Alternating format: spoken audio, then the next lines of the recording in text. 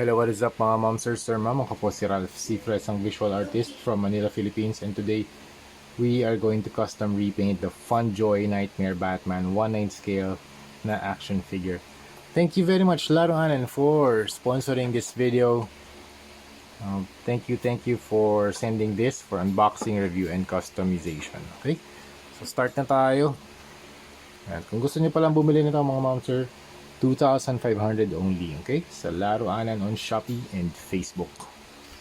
Okay, so first tanggalin muna natin yung mga accessories, yung barrel, yung ano niya, handgun, and the rifle, okay? Tapos, pwede rin ba pantanggal to? Okay, kasama na tong neck. Okay.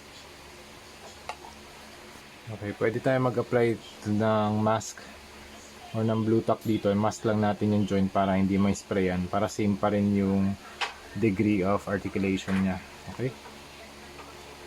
Okay, tapos yung primer na gagamitin natin is the number 1-in-1 Bosni Flat Clear. Okay, siguro mga 2 coats ng primer. It's a clear primer para magkaroon tayo ng adhesive layer dun sa surface. Pag nagkaroon na ng matte na finish, pwede na tayo magpahid ng paints. Okay? Okay, doon na tayo mag-apply ng flat clear dito sa surface ng action figure. The next thing we are going to do is the black wash. Okay, black wash naman yung gagawin natin dito. Okay.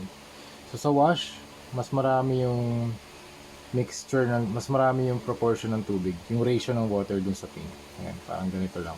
Okay. Tapos papahid natin dito sa body and sa coat niya para lang magkaroon ng black na layer, mas mag-darken siya. Okay. Mag-seep through yan dun sa armor kasi may texture yung armor eh. Yan. See through yan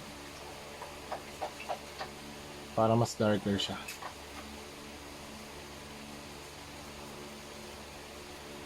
Tapos yung excess tatanggalin natin via tissue.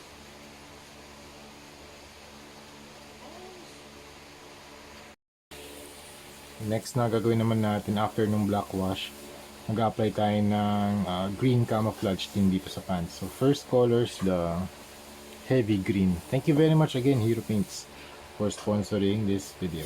Okay, heavy green. So yung pattern natin dito very irregular lang mga ma'am sir. Okay, no specific pattern. Yung pattern ng camo, patong-patong lang siya na parang cloud na shapes. Okay, very random shapes. Okay, so yun lang gagawin natin dito. Okay, after that, patuyuin natin using a hair dryer. Okay, tapos yung next color, military green. Okay, apply lang din natin dito sa pants niya.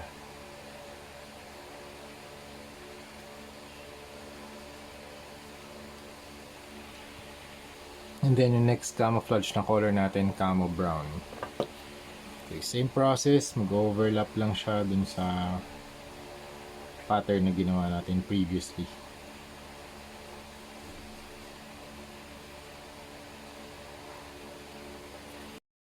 Okay, next step naman, you're going to apply light brown dito sa coat niya using a dry brushing technique para magkaroon siya ng level of weathering, magkaroon ng layer of highlights, and ma-emphasize yung surface details. Okay. So yun mga ma'am, sir, ma'am, done na tayo sa ating Nightmare Batman na project. This is from Funjoy 1/9 scale na action figure. Thank you very much Sir Ariel Justin Basti of Laro Anan for providing the figure for unboxing, review, and customization. So recap lang natin yung ginawa natin. Spray tayo ng flat clear and then nag-apply tayo ng black wash. Tapos we did the camouflage pants. And then dry brush dito sa kanyang trench coat, pati dito rin dry brush ng gray. And then after that, mga metallic finish dito, dry brush din.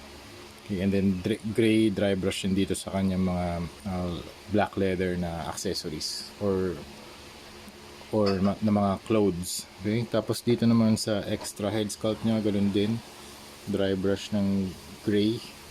Ayan, mas malapit. Okay, yan. Tapos, meron din siyang iba accessories dito. Hands, 3 extra hands. 1, 2, 3, and then ito yung kanya extra bandana, okay, or scarf. Right. Thank you again, Sir Errol Justin Bose of Laruanan. Kung gusto niyo bumili ng mga FunJoy na action figures na 1/9 scale, pumunta lang kayo sa Laruanan on Facebook or Shopee. Okay? Pero pag yung mga, alam ko yung stock na FunJoy around 2.5, pero pag ganito, mga 3.5, okay, yung professional fee, 1K na lang for this. Okay? 3.5. Okay? Part na yun ng promo kasi first time natin mag-custom ng Nightmare Batman. Okay? So yun lang mga ma'am sir. Thank you very much for watching and see you sa next video. Bye-bye.